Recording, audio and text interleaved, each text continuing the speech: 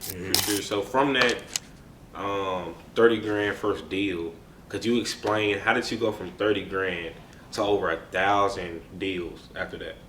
Yeah, great question. So initially, I did my first deal was 30,000, and I started, learning more about real estate wholesaling, scaling my company, and I was doing single families, but I got into a really specific niche in Washington D.C., which is like the real estate development wholesale niche, and that's when I really started to scale my company up because now I was making 150,000 a deal, $250,000 a deal. I made $330,000 in one deal, and this was all like within a few month period.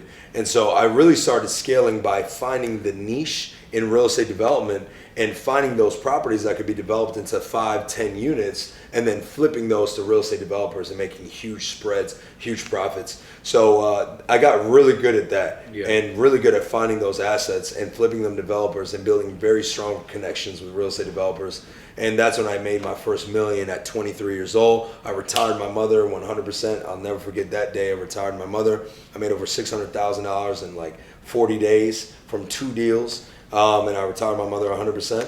And then from that point, I just kept scaling my company. And then I said one day, I was like, you know what? I was capped at making like $1 million, 1.2 million a year. And I was like, I need to expand. There's more properties out there. And so that's when I learned how to scale a virtual wholesaling company into one next market, which was Tampa. I had a connection in Tampa, and they were like my boots in the ground. And I started dabbling on how to scale a virtual wholesale company in Tampa.